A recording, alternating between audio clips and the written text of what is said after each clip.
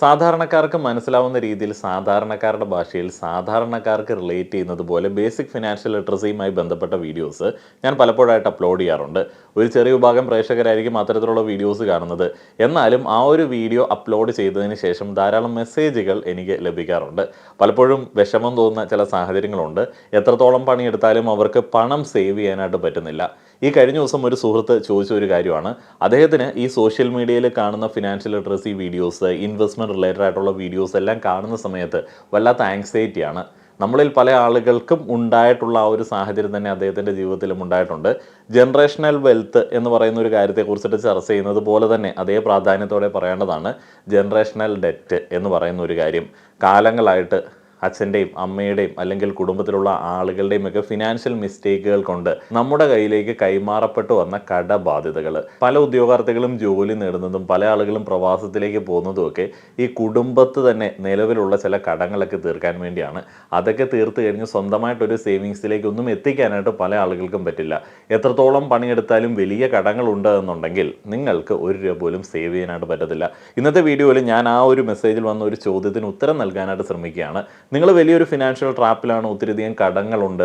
ആ ഒരു കടങ്ങൾക്കിടയിൽ നിന്ന് നിങ്ങൾക്ക് എങ്ങനെ സേവ് ചെയ്യാം, ആദ്യം തന്നെ എങ്ങനെയാണ് നിങ്ങൾക്ക് അല്ലെങ്കിൽ നിങ്ങളുടെ കുടുംബത്തിന് ഇത്ര വലിയൊരു കടബാധ്യത ഉണ്ടായത് എന്നുള്ളതിനെ കുറിച്ചിട്ട് കൃത്യമായിട്ട് അക്കമിട്ട് ഒന്ന് എഴുതി നോക്കുക. ഏതൊക്കെയായിരിക്കാം നിങ്ങളുടെ ഫിനാൻഷ്യൽ മിസ്റ്റേക്കുകൾ? ചില കാര്യങ്ങളൊന്നും മിസ്റ്റേക്കുകളായിട്ട് നിങ്ങൾ റെക്കഗ്നൈസ് ചെയ്തിട്ട് പോലും ഉണ്ടാവില്ല. നിങ്ങൾ പറയും അത് ചെയ്യേണ്ട ഒരു കാര്യമായിരുന്നു, അങ്ങനെ സംഭവിക്കാനായിട്ടുള്ള സാധ്യത ഉണ്ട്, അങ്ങനെ സംഭവിച്ചു, അതുകൊണ്ട് പണം ചിലവായി. ഇന്നയാളെ വിവാഹം കഴിപ്പിച്ച് വിട്ടപ്പോൾ പണം ചിലവായി, ഇന്നയാളെ പഠിപ്പിച്ച സമയത്ത് പണം ചിലവായി, അയാളെ പഠിപ്പിച്ചത് ഒരു മോശം ഡിസിഷനായി പോയി കാരണം അയാൾ കോഴ്സ് ഡ്രോപ്പ് ചെയ്തു, അല്ലെങ്കിൽ ഞങ്ങൾ ഇന്ന ഒരു പരിപാടി ഇത്ര ഗംഭീരമായിട്ട് നടത്തി അതുകൊണ്ട് പണം ചിലവായി, വീട് ഇത്തിരി വലിപ്പം കൂടിപ്പോയി, അല്ലെങ്കിൽ ഞങ്ങളുടെ പ്ലാനിൽ നിന്ന് ചെറിയ രീതിയിൽ ഒന്ന് മാറ്റി പണിയേണ്ടി വന്നു അതുകൊണ്ട് പണം ചിലവായി. ഇങ്ങനെ ഒത്തിരിയധികം കാരണങ്ങളുണ്ട്. ഇവിടെയൊക്കെ നമ്മുടെ ഒരു ഡിസിഷനുമായി ബന്ധപ്പെട്ട ചെറിയൊരു അപാകത നിങ്ങൾക്ക് കാണാനായിട്ട് സാധിക്കും. എന്നാലും പല ആളുകൾ സമ്മതിക്കില്ല. ഞാനൊരു ചോദ്യം ചോദിക്കാം. നിങ്ങളുടെ കുടുംബത്തിൽ ഒരാൾക്ക് ഒരു അസുഖം വന്നു, ഹോസ്പിറ്റലിൽ ഒത്തിരി അധികം പണം ചിലവായി, നിങ്ങളുടെ സമ്പാദ്യം മുഴുവൻ ചിലവാക്കേണ്ടി വന്നു. അതിലെവിടെയെങ്കിലും ഒരു ഫിനാൻഷ്യൽ മിസ്റ്റേക്ക് ഉണ്ടോ? പല ആളുകളും സമ്മതിക്കില്ല, അങ്ങനെ ഒരു ഫിനാൻഷ്യൽ മിസ്റ്റേക്ക് ഇല്ല, അതൊക്കെ ആർക്ക് വേണമെങ്കിലും വരാനായിട്ട് സാധിക്കും, നിങ്ങളൊരു മനസാക്ഷി ഇല്ലാത്തവനാണ്. പക്ഷേ ഞാൻ പറയുകയാണ്, അയാൾക്ക് ചെറിയൊരു തുകയുടെ നല്ല കവറേജ് ലഭിക്കുന്ന ഒരു ഹെൽത്ത് ഇൻഷുറൻസ് ഉണ്ടായിരുന്നു എന്നുണ്ടെങ്കിൽ നിങ്ങൾക്ക് ചിലപ്പോൾ ആ ഒരു സാമ്പത്തിക ബാധ്യത ഉണ്ടാവത്തുണ്ടായിരുന്നില്ല. അപ്പോൾ അതൊരു മിസ്റ്റേക്ക് അല്ലേ? നിങ്ങളുടെ ഒരു ഫിനാൻഷ്യൽ മിസ്റ്റേക്ക് അല്ലേ? നിങ്ങളൊരു ഹെൽത്ത് ഇൻഷുറൻസ് എടുത്തു വെച്ചില്ല. നിഖിൽ കമ്മത്തിനെ നിങ്ങൾക്കറിയില്ലേ? സെറോദയുടെ ഫൗണ്ടറാണ്. അദ്ദേഹം പറഞ്ഞ ഒരു കാര്യമുണ്ട്, വളരെ ശ്രദ്ധേയമായിട്ടുള്ള ഒരു കാര്യമുണ്ട്. Most Indians are one hospitalisation away from bankruptcy എന്ന് പറഞ്ഞാൽ നിങ്ങളെ കടബാധ്യതയിലേക്ക് കൊണ്ടുവന്നെത്തിക്കാനായിട്ട് ഒരു ആശുപത്രി അഡ്മിഷൻ മാത്രം മതിയാവും. സ്റ്റഡീസ് പ്രകാരം ഏകദേശം 55 മില്യണോളം ഇന്ത്യക്കാർ ഓരോ വർഷവും അസുഖങ്ങൾ കാരണവും ആശുപത്രി ചെലവുകൾ കാരണവും ദാരിദ്ര്യത്തിലേക്ക് വീണു പോകുന്നുണ്ട് എന്നുള്ളതാണ് കണക്കുകൾ. ഞാൻ ഏതായാലും ഈ ഒരു ഘട്ടത്തിൽ നിങ്ങൾ ആ ഒരു മിസ്റ്റേക്ക് കാണിക്കാതിരിക്കാൻ വേണ്ടി ഒരു പ്ലാറ്റ്ഫോമിനെ പരിചയപ്പെടുത്തുകയാണ്, ഡിറ്റോ പ്ലാറ്റ്ഫോം. നിങ്ങൾക്കറിയാം, ഓൺലൈനായിട്ട് ഹെൽത്ത് ഇൻഷുറൻസ് എടുക്കാൻ വളരെയധികം ഈസിയാണ്. എന്നാൽ സ്പാമിംഗ് ഇല്ലാത്ത, നിങ്ങളെ വിളിച്ച് വെറുപ്പിക്കാത്ത, നിങ്ങൾക്ക് അനുയോജ്യമായിട്ടുള്ള ഹെൽത്ത് ഇൻഷുറൻസ് എടുക്കാൻ സഹായിക്കുന്ന, അതും മലയാളത്തിൽ നിങ്ങൾക്ക് ഉപകാരപ്പെടുന്ന രീതിയിലേക്ക് കാര്യങ്ങൾ വിശദമായി പറഞ്ഞ് മനസ്സിലാക്കി തന്ന് ഹെൽത്ത് ഇൻഷുറൻസ് എടുക്കാൻ സഹായിക്കുന്ന ഒരു പ്ലാറ്റ്ഫോമിനെ പരിചയപ്പെടുത്തേണ്ടതുണ്ട്. ഡിറ്റോ പ്ലാറ്റ്ഫോമിനെ ഞാൻ മുന്നേയും പരിചയപ്പെടുത്തിയിട്ടുണ്ട്. 4.9 ഗൂഗിൾ റേറ്റിംഗ് ഉള്ള, അത്രയധികം കസ്റ്റമർ സാറ്റിസ്ഫാക്ഷനോടെ മുന്നോട്ടേക്ക് പോകുന്ന സെറോദ പോലുള്ള ഒരു വലിയ കമ്പനി ബാക്ക് ചെയ്യുന്ന ഡിറ്റോയുടെ ഇൻഷുറൻസ് സേവനങ്ങൾ, അത് ടേം ഇൻഷുറൻസ് ആണെങ്കിലും ഹെൽത്ത് ഇൻഷുറൻസ് ആണെങ്കിലും നിങ്ങൾക്ക് ഓൺലൈനായി എടുക്കുവാൻ വേണ്ടി ഡിസ്ക്രിപ്ഷനിലെയും കമൻറ്റ് ബോക്സിലെയും ലിങ്ക് ഉപയോഗിക്കുക. www.joindito.com എന്നുള്ള സൈറ്റിൽ നിങ്ങൾക്ക് ഇന്ന് തന്നെ ഒരു ഫ്രീ കോൾ ബുക്ക് ചെയ്യാനായിട്ട് സാധിക്കും. നിങ്ങൾക്ക് അനുയോജ്യമായിട്ടുള്ള ടൈമിൽ, നിങ്ങൾ മലയാളമൊക്കെ സംസാരിക്കുന്ന ആളുകളാണ് എന്നുണ്ടെങ്കിൽ മലയാളം അഡ്വൈസേഴ്സ് നിങ്ങൾക്ക് വേണ്ട കാര്യങ്ങളൊക്കെ കൃത്യമായിട്ട് ചെയ്തു നൽകും. അപ്പോൾ ഇന്ന് തന്നെ ഒരു ഹെൽത്ത് ഇൻഷുറൻസോ ടേം ഇൻഷുറൻസോ കുടുംബത്തിൻ്റെ സുരക്ഷയ്ക്കോ ആരോഗ്യ സുരക്ഷയ്ക്കോ ഇല്ലാത്ത ആളുകൾ ഉടൻ തന്നെ ഒരു ഫ്രീ കോൾ ബുക്ക് ചെയ്യുക. www.joindito.com എന്നുള്ള സൈറ്റിൻ്റെ ലിങ്ക് ഡിസ്ക്രിപ്ഷനിലും കമൻറ്റ് ബോക്സിലും നൽകിയിട്ടുണ്ട്. വീഡിയോയിലേക്ക് തിരികെ വരുമ്പോൾ ഉള്ള കാര്യം ആദ്യം തന്നെ ഹൃദയത്തിൽ നിന്ന് നിങ്ങളോട് പറയുകയാണ്. നിങ്ങളൊരു കടബാധ്യതയിൽ നിൽക്കുകയാണ്, നിങ്ങളൊരു ട്രാപ്പിലാണ് എന്നുള്ള തോന്നൽ നിങ്ങൾക്കുണ്ട് എന്നുണ്ടെങ്കിൽ ആദ്യ ഗോൾ എന്തായിരിക്കണം? നിങ്ങൾ ആദ്യ ഗോൾ ഏതിൽ സെറ്റ് ചെയ്യണം? സേവ് ചെയ്യുക എന്നുള്ള കാര്യത്തിൽ ആദ്യ ഗോൾ സെറ്റ് ചെയ്തിട്ട് കാര്യമില്ല, അത് പ്രാക്ടിക്കലായിട്ടുള്ള ഒരു കാര്യമല്ല. ആദ്യം തന്നെ നിങ്ങളുടെ സ്റ്റെബിലിറ്റി എന്ന് പറയുന്ന ഒരു ഗോളിലേക്ക് എത്തണം. നിങ്ങൾ ഫിനാൻഷ്യലി സ്റ്റേബിൾ ആകണം. എങ്ങനെ സ്റ്റേബിൾ ആകണം? നിങ്ങളുടെ കയ്യിൽ ഒത്തിരി അധികം പണം മ്യൂച്വൽ ഫണ്ടിലോ അല്ലെങ്കിൽ നിങ്ങളുടെ FD അക്കൗണ്ടിലോ വരുമ്പോഴാണോ നിങ്ങൾ സ്റ്റേബിൾ ആവുന്നത്? അല്ല, നിങ്ങളുടെ കയ്യിലുള്ള പണത്തെ നിങ്ങൾക്ക് നിയന്ത്രിക്കാൻ പറ്റുന്ന രീതിയിലേക്ക്, അധിക ചെലവുകൾ, അതായത് ഹൈ ഇൻട്രസ്റ്റുകൾ, പിഴപ്പലിശകൾ, ബൗൺസ് ചാർജുകൾ എല്ലാം ഒഴിവാക്കിയിട്ട് കൃത്യമായിട്ട് ഡേറ്റിൽ നിങ്ങൾക്ക് പണം അടച്ച് മുന്നോട്ടേക്ക് പോകാനായിട്ട് പറ്റുന്ന, നിങ്ങളുടെ കയ്യിൽ നിന്ന് എക്സ്ട്രാ പിഴപ്പലിശ ഒരിടത്തും കൊടുക്കാൻ പറ്റാത്ത ഒരു സാഹചര്യത്തെ നമുക്ക് ബേസിക്കലി സ്റ്റെബിലിറ്റി എന്നുള്ള രീതിയിൽ പറയാം. ഒരു ഉദാഹരണം പറഞ്ഞാൽ, നിങ്ങളുടെ ക്രെഡിറ്റ് കാർഡിൻ്റെ ബില്ല് വരികയാണ്, വീണ്ടും നിങ്ങൾ മിനിമം ഡ്യൂ എമൗണ്ട് മാത്രം അടയ്ക്കുന്ന ഒരു സാഹചര്യത്തിലാണെന്നുണ്ടെങ്കിൽ അതൊരിക്കലും ഫിനാൻഷ്യലി സ്റ്റേബിൾ ആയിട്ടുള്ള ഒരു സിറ്റുവേഷൻ അല്ല.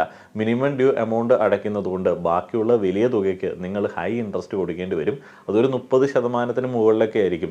നിങ്ങൾക്ക് കറക്റ്റായിട്ട് EMI ഡേറ്റിന് 2 ദിവസം മുൻപ് അക്കൗണ്ടിൽ പൈസ ഇടാനില്ല എന്നുണ്ടെങ്കിൽ 500 രൂപ ബൗൺസ് ചാർജ് കൊടുക്കേണ്ടുന്ന ഒരു സാഹചര്യം ഉണ്ടെങ്കിൽ അതും ഫിനാൻഷ്യലി സ്റ്റേബിൾ ആയിട്ടുള്ള ഒരു സിറ്റുവേഷൻ അല്ല. ആദ്യം തന്നെ നമ്മൾ ഉണ്ടാക്കിയെടുക്കേണ്ടത് ആ ഒരു സ്റ്റെബിലിറ്റിയാണ്. നിങ്ങൾ വലിയൊരു കടബാധ്യതയിൽ നിൽക്കുന്ന സമയത്തും നിങ്ങളുടെ കയ്യിൽ നിന്ന് എക്സ്ട്രാ ആയിട്ട് പിഴപ്പലിശയായിട്ട് പോകുന്ന, നിങ്ങൾക്ക് ഒഴിവാക്കാൻ പറ്റുന്ന ആ ഒരു പണം തടയുന്ന ആ ഒരു അവസ്ഥയെക്കുറിച്ചിട്ട് മാത്രം ആദ്യഘട്ടത്തിൽ ചിന്തിക്കുക. വളരെ പ്രാക്ടിക്കൽ ആയിട്ടുള്ള ചില സ്റ്റെപ്പുകൾ മാത്രമേ ഞാൻ പറയുന്നുള്ളൂ. ഇനി രണ്ടാമതായിട്ട് എടുക്കേണ്ട അടുത്ത സ്റ്റെപ്പ് എന്താണ്? ഒരു മടിയും വിചാരിക്കേണ്ട. കൃത്യമായിട്ട് നിങ്ങൾക്കുള്ള കടങ്ങളൊക്കെ നിങ്ങൾ ആർക്കാണ് കൊടുക്കേണ്ടത്, എത്രയാണ് കൊടുക്കേണ്ടത്, എത്ര കൊടുത്തു കഴിഞ്ഞാൽ അത് സെറ്റിൽ ചെയ്യാൻ വേണ്ടി പറ്റും, ഇനി എത്ര കാലമാണ് അത് അടയ്ക്കേണ്ടത്, അതിന് മുന്നേ അടയ്ക്കാനായിട്ടുള്ള വഴിയുണ്ടോ, അതിന് മുന്നേ അടച്ചു കഴിഞ്ഞാൽ എത്ര രൂപ ലാഭം കിട്ടും, എത്ര ഇൻട്രസ്റ്റ് ആണ്, എന്നീ കാര്യങ്ങളൊക്കെ ഒരു പേപ്പറിൽ കൃത്യമായിട്ട് ലിസ്റ്റ് ഇട്ട് അങ്ങോട്ട് എഴുതുക. എന്തിനാണ് ഇത് എഴുതുന്നതെന്ന് വെച്ച് കഴിഞ്ഞാൽ നമുക്ക് മനസ്സിലാക്കാൻ വേണ്ടിയാണ് ഏതാണ് കൂടുതലായിട്ടുള്ള കടം, ഏതാണ് കൂടുതൽ ഇൻട്രസ്റ്റ് കൊടുക്കേണ്ടുന്ന ഒരു കടം. അങ്ങനെ സോർട്ട് ചെയ്യുന്ന സമയത്ത് കുറവുള്ള ഇൻട്രസ്റ്റ് ലോണുകളെ നമുക്ക് വേണമെന്നുണ്ടെങ്കിൽ പതുക്കെ ഒരു സൈഡിൽ മിനിമം ഡ്യൂ എമൗണ്ട് ഒക്കെ അടച്ച് പോകാൻ പറ്റുന്ന രീതിയിലേക്ക്, അല്ലെങ്കിൽ പലിശ മാത്രം അടച്ച് പോകാൻ പറ്റുന്ന രീതിയിലേക്ക് ഒന്ന് മാറ്റി വെച്ചിട്ട് ബാക്കി വലിയ പലിശ ഈടാക്കുന്ന, നമ്മളെ അറുത്ത് കളയുന്ന ആ ഒരു ലോണുകളിലേക്ക് കൂടുതൽ പണം അടയ്ക്കാനായിട്ട് സാധിക്കും. അതേപോലെ തന്നെ നിങ്ങൾ ഏറ്റവും കൂടുതൽ ടെൻസ്ഡ് ആക്കുന്ന ചില ലോണുകൾ എന്ന് പറയുന്നത് നിങ്ങൾക്ക് വേണമെങ്കിൽ പറഞ്ഞു നിൽക്കാനായിട്ട് സാധിക്കുന്ന സൗഹൃദങ്ങളിൽ നിന്നുള്ളതോ ബന്ധങ്ങളിൽ നിന്നുള്ളതോ ഒക്കെ ആയിരിക്കാം. പലപ്പോഴും നമ്മുടെയൊക്കെ ഒരു മടി കൊണ്ട്, നമ്മുടെ ദുരഭിമാനം കൊണ്ട് ചോദിക്കാനായിട്ട്, ഒരു സാവകാശം ചോദിക്കാനായിട്ട് ബുദ്ധിമുട്ടുള്ളതുകൊണ്ട് നമ്മൾ അതൊക്കെ കൊണ്ടുപോയി അങ്ങോട്ട് അടയ്ക്കും. അതൊക്കെ കൊണ്ടുപോയി അടയ്ക്കുന്ന സമയത്ത് നമ്മൾക്ക് ഹൈ ഇൻട്രസ്റ്റ് ഉള്ള ലോൺ അടയ്ക്കാനായിട്ടുള്ള ഒരു സാവകാശം കിട്ടില്ല. അപ്പോൾ അങ്ങനെയുള്ള ആളുകളോട് നമുക്ക് ഈ എഴുതി വെച്ചിട്ടുള്ള വലിയ പലിശ കാണുന്ന സമയത്ത് ഒന്നുകൂടി സാവകാശം ചോദിക്കാനായിട്ടുള്ള ഒരു അവസരം ലഭിക്കും. എല്ലാ ആളുകളോടും കടം വാങ്ങുക എന്ന് പറയുന്നത് മോശമായിട്ടുള്ള, അഭിമാനക്ഷതമുള്ള ഒരു കാര്യമാണ് ഭൂരിഭാഗം ആളുകളും കൺസിഡർ ചെയ്യുന്നത്. എന്നാലും മനുഷ്യൻ ഒരു സമൂഹ ജീവിയാണ്. മുന്നോട്ടേക്ക് പോവേണ്ടതിന് നിങ്ങൾക്ക് ഏറ്റവും സഹായിക്കാനായിട്ട് പറ്റുന്ന സാഹചര്യമുള്ള ഒരാളോട് സഹായം ചോദിക്കുന്നതിൽ ബുദ്ധിമുട്ടൊന്നും വിചാരിക്കേണ്ട. അങ്ങനെയൊക്കെ തന്നെയാണ് നമ്മളെല്ലാവരും മുന്നോട്ടേക്ക് പോകുന്നത്. അത് കൃത്യസമയത്ത് കൊടുക്കുന്ന ആ ഒരു ശീലം നിങ്ങൾ കൊണ്ടുവന്നു കഴിഞ്ഞാൽ നിങ്ങൾക്ക് ബാക്കിയുള്ള ആളുകളുടെ സഹായം കൊണ്ടുകൂടെ കുറേയധികം കാര്യങ്ങൾ ബാലൻസ് ചെയ്ത് മുന്നോട്ടേക്ക് കൊണ്ടുപോകാനായിട്ട് സാധിക്കും. എൻ്റെ പേഴ്സണൽ എക്സ്പീരിയൻസ് പറഞ്ഞാൽ, എൻ്റെ അടുത്ത സുഹൃത്തുക്കൾ, വളരെ അടുത്ത സുഹൃത്തുക്കൾ, അതേപോലെ തന്നെ എൻ്റെ ഭാര്യ എന്നീ ആളുകളൊക്കെ ഇല്ല എന്നുണ്ടെങ്കിൽ ഞാനൊരു ഫിനാൻഷ്യൽ സ്റ്റെബിലിറ്റിയിലേക്ക് എത്തത്തുണ്ടായിരുന്നില്ല. ഇവരൊന്നും എനിക്ക് 1 രൂപ പോലും ഇങ്ങനെ വെറുതെ കൊണ്ടുവന്ന് തന്നിട്ടില്ല. ഇന്ന് നീ ഇത് വെച്ചോ, നിന്റെ കാര്യങ്ങളൊക്കെ ശരിയാകട്ടെ എന്ന് പറഞ്ഞ് വെറുതെ കൊണ്ടുവന്ന് തന്നിട്ടില്ല. ഞാൻ പലപ്പോഴും സഹായങ്ങളായിട്ട് ഒരു മടിയുമില്ലാതെ അവരോട് ചോദിക്കുകയായിരുന്നു. അങ്ങനെ അവർ സഹായങ്ങൾ എനിക്ക് ചെയ്തു തരികയും അത് കൃത്യമായിട്ട് ഞാൻ തിരിച്ച് അടയ്ക്കുകയും ചെയ്ത സമയത്താണ് അവരുടെ ആ ഒരു ഫണ്ട് പലിശയില്ലാതെ എനിക്ക് ചെറിയ കാലയളവിലേക്കൊക്കെ കിട്ടിയതുകൊണ്ടാണ് ഞാനൊരു സ്റ്റെബിലിറ്റിയിലേക്ക് എത്തി നിൽക്കുന്നത്. അത് എപ്പോഴും പറയേണ്ടുന്ന, മനസ്സിലാക്കേണ്ടുന്ന ഒരു കാര്യമാണ്. അതുകൊണ്ട് തന്നെ ഇപ്പോഴും ഒരു അത്യാവശ്യത്തിന് പണം ചോദിക്കാനായിട്ട് എനിക്ക് മടിയില്ല, ആർക്കും തരാനായിട്ടും മടിയില്ല. അത് നമ്മുടെ ഫിനാൻഷ്യൽ സ്റ്റെബിലിറ്റിയുടെ ഒരു ലക്ഷണമാണ്. നിങ്ങൾ ആളുകളോട് വാങ്ങുന്ന സമയത്ത് എങ്ങനെ അത് തിരിച്ചു കൊടുക്കും എന്നുള്ള ഒരു പ്ലാൻ ഇട്ടതിന് ശേഷം മാത്രം വാങ്ങുക. അത് തിരിച്ചു കൊടുക്കാനായിട്ടുള്ള വഴിയുണ്ടെങ്കിൽ മാത്രം കടം വാങ്ങുക എന്ന് പറയുന്ന ഒരു പോളിസി നിങ്ങൾ പിന്തുടരാനായിട്ട് ശ്രമിക്കുക. ഇനി മൂന്നാമതായിട്ട് നിങ്ങളുടെയൊക്കെ ഉള്ളിൽ തട്ടുന്ന, നിങ്ങളുടെ അഭിമാനത്തെ ബാധിക്കാൻ സാധ്യത ഉള്ളൊരു കാര്യത്തെ അങ്ങോട്ട് പറയുകയാണ്. ഒരു മടിയും വിചാരിക്കേണ്ട. ആളുകൾ പലതും പറയും.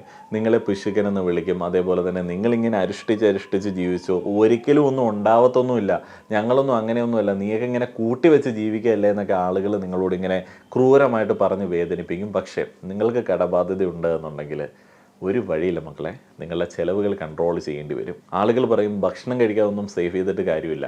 പക്ഷേ നിങ്ങൾ എല്ലാ ദിവസവും പുറത്തുപോയി മന്തി കഴിക്കുന്ന ഒരാളാണെന്നുണ്ടെങ്കിൽ അത് സേവ് ചെയ്ത് കഴിഞ്ഞാൽ നിങ്ങളുടെ ആരോഗ്യത്തെയും നിങ്ങളുടെ ഫിനാൻസിനെയും സംരക്ഷിക്കാനായിട്ട് സാധിക്കും. നമ്മൾ ചില ലക്ഷറീസൊക്കെ കൂടുതൽ അനുഭവിക്കുന്നത് കൊണ്ട് നമ്മളുടെ കയ്യിലുള്ള പണം മാത്രമല്ല ആരോഗ്യം കൂടെ നശിക്കുന്നുണ്ട് എന്നുള്ളത് കൺസിഡർ ചെയ്യുക. അപ്പോൾ അതിനെ ഒന്ന് കൺസിഡർ ചെയ്യുക. നിങ്ങളുടെ ചില ആഡംബരങ്ങൾ കുറയ്ക്കുക. നിങ്ങൾക്ക് എല്ലാ OTT പ്ലാറ്റ്ഫോമിൻ്റെ സബ്സ്ക്രിപ്ഷൻ്റെ ആവശ്യമില്ല.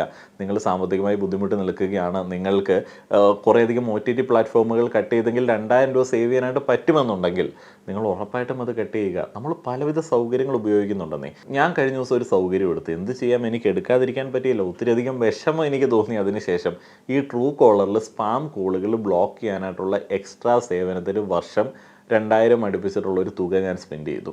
അതും ഒരു സബ്സ്ക്രിപ്ഷനാണ്.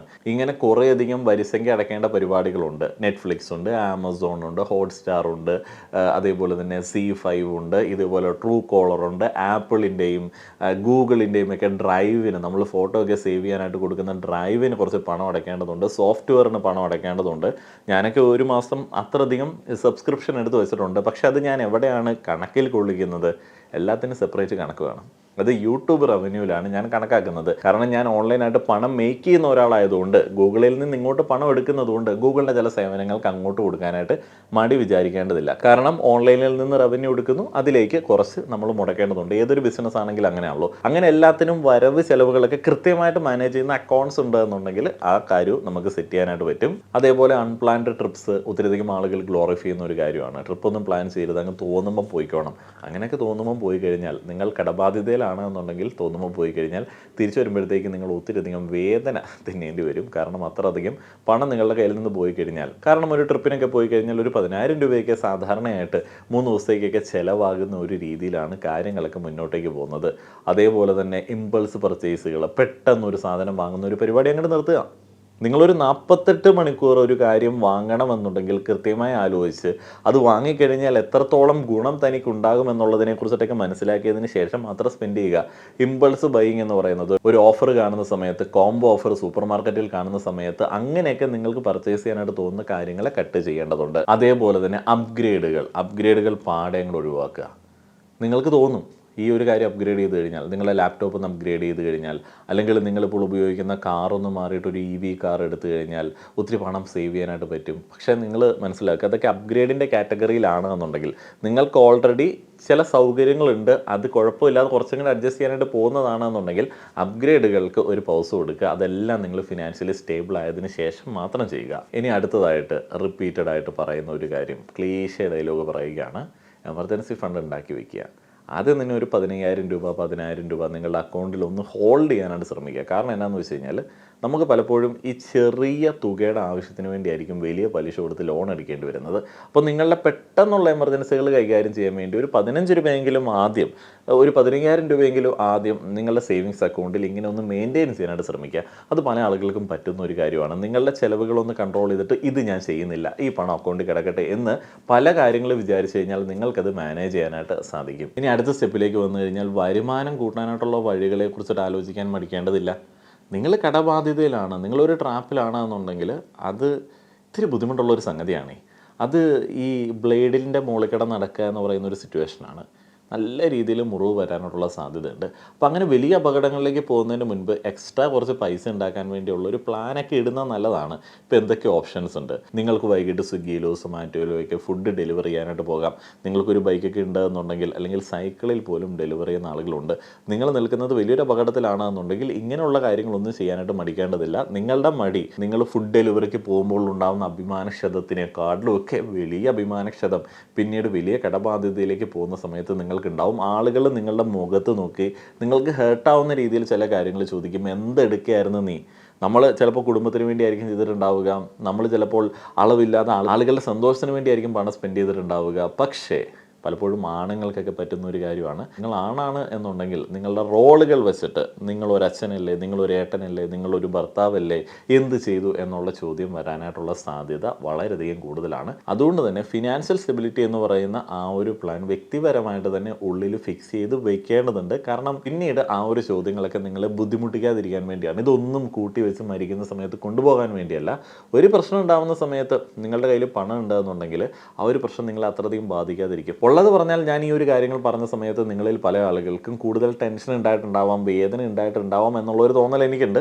അത് മാറ്റാൻ വേണ്ടി ഞാനൊരു കാര്യം പറയുകയാണ്, നിങ്ങൾ മാത്രമൊന്നുമല്ല, ഞാനടക്കമുള്ള ഒത്തിരിയധികം ആളുകൾ ഈ ഒരു അവസ്ഥയിൽ കൂടെയൊക്കെ കടന്നു വന്നിട്ടുണ്ട്. ഇപ്പോഴും കടന്നു പോകുന്ന ആളുകൾക്ക് ഇഷ്ടം പോലെ ഉണ്ട്. കുറേയധികം ആളുകൾ, ഭൂരിപക്ഷം സാധാരണക്കാരും ഈ ഒരു സിറ്റുവേഷനൊക്കെ ഓവർകം ചെയ്ത് പുറത്തേക്ക് വന്നിട്ടുള്ള ആളുകളാണ്, അതിൽ നിൽക്കുന്ന ആളുകളാണ്. ഇതൊരു മോശമായിട്ടുള്ള സംഗതിയൊന്നുമല്ല. കടം എന്ന് പറയുന്നത് ഒരു ചെറിയ ശതമാനം ആളുകളുടെ കടം മാത്രമേ അവരുടെ ഏതെങ്കിലും ദൂർത്ത് കണ്ടുണ്ടാവുന്നുള്ളൂ. നമ്മളിൽ പല ആളുകളുടെയും, സാധാരണക്കാരിൽ പല ആളുകളുടെയും കടങ്ങൾ എന്ന് പറയുന്നത് നമ്മുടെ സ്നേഹബന്ധങ്ങൾ കൊണ്ട്, ഉത്തരവാദിത്തങ്ങൾ കൊണ്ട്, മറ്റുള്ള ആളുകളുടെ സന്തോഷങ്ങൾക്ക് വേണ്ടിയൊക്കെ ഉണ്ടാക്കിയിട്ടുള്ളതാണ്. അപ്പോൾ അതിൽ ഗിൽറ്റ് അടിക്കേണ്ട ആവശ്യമില്ല. നിങ്ങൾക്ക് കടമുണ്ട് എന്നുള്ള തിരിച്ചറിവുണ്ട്, അതിനുവേണ്ടി നിങ്ങൾ പ്രവർത്തിക്കാൻ തുടങ്ങിയിട്ടുണ്ട് എന്നുള്ള കാര്യത്തിൽ അഭിമാനിക്കുക എന്നുള്ളതാണ്. ആദ്യം തന്നെ പറയാനായിട്ടുള്ളത്. നിങ്ങൾ ഉത്തരവാദിത്തമുള്ളൊരു പൗരനായിരിക്കുന്നു എന്നുള്ളതാണ് ഈ ഒരു വീഡിയോയുടെ ഈ ഒരു ഭാഗത്തിലേക്ക് എത്തുന്ന സമയത്ത് സ്വയം ചിന്തിക്കേണ്ടത്. അടുത്തായിട്ട് ഞാൻ പറയാൻ ഉദ്ദേശിക്കുന്നത്, നമ്മുടെ ഗോളുകളൊക്കെ ഇങ്ങനെ ബ്രേക്ക് ചെയ്യുക, ചെറിയ ദിവസങ്ങളിലേക്ക് ബ്രേക്ക് ചെയ്യുക. 30 ദിവസങ്ങൾ കൊണ്ട് ഞാൻ ഈ ഒരു ലോണിൽ ഇത്ര രൂപ കൂടുതൽ അടയ്ക്കും, 30 ദിവസം കൊണ്ട് ഞാൻ ഈ ഒരു കടം തീർക്കും, 30 ദിവസം കൊണ്ട് എൻ്റെ ഒരു ക്രെഡിറ്റ് കാർഡ് ഞാൻ എങ്ങനെയെങ്കിലും ക്ലോസ് ചെയ്യാനായിട്ടുള്ള വഴികൾ ആലോചിക്കുന്നുണ്ട് എന്നീ രീതിയിലേക്ക് ദിവസങ്ങൾ ഇങ്ങനെ സ്പ്ലിറ്റ് ചെയ്ത് നമ്മളുടെ ഈ ഒരു കടം തീർക്കൽ എന്ന് പറയുന്ന പരിപാടിക്ക് വേണ്ടി ഇങ്ങനെ മാറ്റി വയ്ക്കുക. അപ്പോൾ അങ്ങനെ സ്പ്ലിറ്റ് ചെയ്ത് ചെറിയ ഗോളുകളാക്കി വെക്കുകയാണെന്നുണ്ടെങ്കിൽ നമുക്ക് കുറേ കാര്യങ്ങൾ മാനേജ് ചെയ്യാനായിട്ട് പറ്റും. ഇന്ന് ഞാൻ ഈ ഒരു കാര്യം സ്ഥിരമായിട്ട് ഞാൻ ഡെയിലി 4 ചായ കുടിക്കുന്ന ഒരാളാണ്. ഇന്ന് ഞാൻ 2 ചായ കുടിക്കുന്നുള്ളൂ, 24 രൂപ അല്ലെങ്കിൽ 30 രൂപ ഞാൻ ഒരു ദിവസം സേവ് ചെയ്യുകയാണ്. എൻ്റെ ചായയുടെ പൈസ മാത്രമാണ് ഡെയിലി ഒരു 30 രൂപ. അപ്പോൾ 30 ദിവസം ആകുമ്പോഴത്തേന് 900 രൂപയുണ്ട്. ഇങ്ങനെ ഏതൊക്കെ കാര്യങ്ങളിൽ മാനേജ് ചെയ്യാനായിട്ട് പറ്റും, ഈ 900 രൂപ ഞാൻ ഏത് ക്രെഡിറ്റ് കാർഡിലേക്ക് അടയ്ക്കും എന്നുള്ള കാര്യത്തിലൊക്കെ ചിന്തകൾ വെക്കുക. നിങ്ങൾക്കറിയാം ക്രെഡിറ്റ് കാർഡിൻ്റെയൊക്കെ പലിശ എന്ന് പറയുന്നത് 3000, 4000 ഒക്കെയാണ്, 1 ലക്ഷം ഒക്കെ ആണെന്നുണ്ടെങ്കിൽ, അപ്പോൾ അതിൽ നിങ്ങൾ 900 രൂപ നിങ്ങൾ ചായ കുടിക്കുന്ന പൈസ കട്ട് ചെയ്തിട്ട് അടയ്ക്കുകയാണെന്നുണ്ടെങ്കിൽ അതും ഗുണം എന്നുള്ളത് ഞാൻ പറയത്തുള്ളൂ. പിന്നീട് ഒരു വിഷ്വലൈസേഷൻ ടെക്നിക്കാണ്. പലപ്പോഴും ആളുകൾ ഇതിനെ മറ്റേ ഈ മാനിഫെസ്റ്റേഷൻ എന്നൊക്കെ പറയാറുണ്ട്. അങ്ങനെയൊന്നുമില്ല. ഈ വിഷ്വലൈസേഷൻ എന്ന് പറയുന്നത് നമുക്കൊരു പോസിറ്റിവിറ്റി കിട്ടാൻ വേണ്ടിയാണ്. നമ്മൾ സ്വപ്നം കാണുക, നമ്മൾ കടമൊന്നും ഇല്ലാതെ വളരെ സ്റ്റേബിളായിട്ട് നമ്മളുടെ മ്യൂച്വൽ ഫണ്ടിൽ കുറച്ച് ബാലൻസ് ഒക്കെ ആയിട്ട് നമ്മൾ ലോങ് ടൈം ഇൻവെസ്റ്റ്മെൻറ്റുകളൊക്കെ നടത്തി കടമില്ലാതെ പോകുന്ന ആ ഒരു കാര്യത്തെ വിഷ്വലൈസ് ചെയ്യുക. നിങ്ങൾ ഒത്തിരിയധികം ലക്ഷറി കാറുകളൊക്കെ വാങ്ങുന്ന, വലിയൊരു കൊട്ടാരത്തിൽ താമസിക്കുന്ന ആ ഒരു വിഷ്വലൈസേഷൻ അല്ല ഈ ഒരു അവസ്ഥയിൽ നമുക്ക് വേണ്ടത്. കടമില്ലാത്ത സ്റ്റേബിളായിട്ടുള്ള, നിങ്ങളോട് സഹായം ചോദിക്കുന്ന, നിങ്ങളെ സഹായിക്കുന്ന ആളുകൾക്ക് പണം കൊടുക്കുന്ന ചില സാഹചര്യങ്ങൾ, അവരെയൊക്കെ സഹായിക്കുന്ന സാഹചര്യങ്ങളൊക്കെ ഇങ്ങനെ മനസ്സിൽ വിഷ്വലൈസ് ചെയ്യുക. അങ്ങനെ കടമില്ലാത്തൊരു സാഹചര്യം, നിങ്ങളുടെ ക്രെഡിറ്റ് കാർഡൊക്കെ ഫുള്ളായിട്ട് ലിമിറ്റ്സൊക്കെ ഒരു 10% മാത്രം യൂസ് ചെയ്യുന്ന കാര്യങ്ങളൊക്കെ ഇങ്ങനെ മൈൻഡിൽ കൊണ്ടുവന്ന് അങ്ങനെ ഒരു വിഷ്വലൈസേഷൻ കൊണ്ടുവന്ന് കഴിഞ്ഞാൽ, ഇതിങ്ങനെ കോൺസ്റ്റൻ്റ് ആയിട്ട് പ്രാക്ടീസ് ചെയ്ത് കഴിഞ്ഞാൽ നിങ്ങൾ ആ ഒരു രീതിയിലേക്ക് തന്നെ കാര്യങ്ങൾ മാറ്റിക്കോളും. ഇത്രയധികം കാര്യങ്ങൾ ഞാൻ പറഞ്ഞപ്പോൾ സാധാരണയിൽ നിന്ന് വിഭിന്നമായിട്ടുള്ള ഒരു രീതിയിൽ നിങ്ങൾക്കൊരു പ്രതീക്ഷ ഉണ്ടായിട്ടുണ്ട് എന്ന് ഞാൻ വിചാരിക്കുകയാണ്. ആദ്യം ഞാൻ പറഞ്ഞ ഒരു കാര്യം കൃത്യമായിട്ട് മനസ്സിലാക്കുക. ഫിനാൻഷ്യൽ മിസ്റ്റേക്കുകൾ, പണം വെറുതെ പോകുന്ന ചില സാഹചര്യങ്ങൾ, അങ്ങനെ ബ്ലീഡ് ചെയ്യുന്ന ചില സാഹചര്യങ്ങൾ ഒഴിവാക്കുക. അപ്പോൾ നിങ്ങളുടെ കുടുംബത്തിൻ്റെ സുരക്ഷയ്ക്ക് വേണ്ടി, നിങ്ങളുടെ ആരോഗ്യ സുരക്ഷയ്ക്ക് വേണ്ടിയൊക്കെ ഒരു ഹെൽത്ത് ഇൻഷുറൻസ്, ടേം ഇൻഷുറൻസ് ഒക്കെ മസ്റ്റായിട്ട് എടുത്തു വെച്ചുകൊള്ളുക. ഇപ്പോൾ ടേം ഇൻഷുറൻസ് എടുക്കേണ്ട ആളുകൾ ആരൊക്കെയാണ്? നിങ്ങളാണ് കുടുംബത്തിൻ്റെ ആകെയുള്ള അത്താണി. നിങ്ങളുടെ പേരിൽ ഒരു വലിയ ഹോം ലോണൊക്കെ ഉണ്ട്. ആ ഒരു ലോണുള്ള വീട്ടിലാണ് നിങ്ങളുടെ കുടുംബക്കാരൊക്കെ താമസിക്കുന്നത്. നിങ്ങളൊരു പ്രവാസിയൊക്കെയാണ് എന്നുണ്ടെങ്കിൽ നിങ്ങളെ ഡിപ്പെൻഡ് ചെയ്തിരിക്കുന്ന ആളുകൾക്ക് നിങ്ങളുടെ അഭാവത്തിലും ആ ഒരു കുടുംബവും ആ ഒരു ആസ്തിയും ഒക്കെ സംരക്ഷിക്കേണ്ടതിന് അതിന് തത്തുല്യമായിട്ടുള്ള ഒരു തുകയ്ക്കെങ്കിലും ഒരു ടേം ഇൻഷുറൻസ് എടുത്ത് വെച്ചുകൊള്ളുക. ആരോഗ്യ ഇൻഷുറൻസിനെ കുറിച്ചിട്ട് ഞാൻ പറഞ്ഞു, ചെറിയൊരു അസുഖം വന്ന് ഹോസ്പിറ്റലിലേക്ക് പോയെങ്കിൽ പോലും നിങ്ങളുടെ 2-3 മാസത്തെ സാലറിക്ക് ഈസി ആയിട്ട് അവർ ബില്ലിൽ ഈടാക്കി എടുക്കാറുണ്ട്. ഡിസ്ക്രിപ്ഷനിലും കമൻറ്റ് ബോക്സിലും ഒരു ലിങ്ക് നൽകിയിട്ടുണ്ട്, www.joindito.com. സ്പാം ഒന്നും ഇല്ലാതെ, നിങ്ങളെ വിളിച്ച് വെറുപ്പിക്കാതെ, നിങ്ങളുടെ ഭാഷയിൽ, നിങ്ങൾ മലയാളികളാണെന്നുണ്ടെങ്കിൽ മലയാളത്തിൽ നിങ്ങൾക്ക് വേണ്ട ഹെൽത്ത് ഇൻഷുറൻസ്, ടേം ഇൻഷുറൻസ് ഒക്കെ എടുക്കുവാനായിട്ട് സഹായിക്കുന്ന ഒരു പ്ലാറ്റ്ഫോമാണ്. അവരുടെ റെപ്രസെൻറ്റേറ്റീവ്സ് നിങ്ങളെ വിളിച്ച് കാര്യങ്ങളൊക്കെ മനസ്സിലാക്കി തരും. ഇപ്പോൾ തന്നെ ഒരു ഫ്രീ കോൾ ബുക്ക് ചെയ്യുക. നിങ്ങൾക്ക് അനുയോജ്യമായിട്ടുള്ള ഡേറ്റിൽ, അനുയോജ്യമായിട്ടുള്ള ടൈമിൽ ഒരു ഫ്രീ കോൾ ബുക്ക് ചെയ്ത് കഴിഞ്ഞാൽ നിങ്ങളിൽ ഹെൽത്ത് ഇൻഷുറൻസ് ഇല്ലാത്ത ആളുകൾക്ക്, ടേം ഇൻഷുറൻസ് ഇല്ലാത്ത ആളുകൾക്ക് അവരുടെ സഹായത്താൽ ഒരു ടേം ഇൻഷുറൻസും ഹെൽത്ത് ഇൻഷുറൻസും ഈസി ആയിട്ട് എടുക്കാനായിട്ട് സാധിക്കും. സൊറോദ പോലുള്ള ഒരു വലിയ കമ്പനി ബാക്ക് ചെയ്യുന്ന 4.9 ഗൂഗിൾ റേറ്റിംഗ് ഉള്ള, കസ്റ്റമർ സാറ്റിസ്ഫാക്ഷൻ ഉള്ള ഡിറ്റോയുടെ സേവനങ്ങൾ എടുക്കുവാനായിട്ട് ഡിസ്ക്രിപ്ഷനിലെ കമൻറ്റ് ബോക്സിലെയും ലിങ്ക് ഉപയോഗിക്കുക. അപ്പോൾ കടബാധ്യതയെക്കുറിച്ചിട്ട് പെട്ടു നിൽക്കുന്ന ആളുകൾക്കുള്ള ചില ഉപദേശങ്ങളാണ് ഈ ഒരു വീഡിയോയിൽ നൽകിയത്. നിങ്ങളുടെ ചില ട്രിക്കുകൾ, നിങ്ങൾ ഈ ഒരു ലോക്കിൽ നിന്ന് പുറത്തേക്ക് വന്ന ചില വഴികൾ അറിയാനായിട്ടുള്ള ആഗ്രഹമുണ്ട്. അങ്ങനെ മറ്റുള്ള ആളുകളെ സഹായിക്കാനായിട്ട് കമൻറ്റുകൾ ചെയ്യാവുന്നതുമാണ്. വീഡിയോ കണ്ട എല്ലാ ആളുകൾക്കും നന്ദി.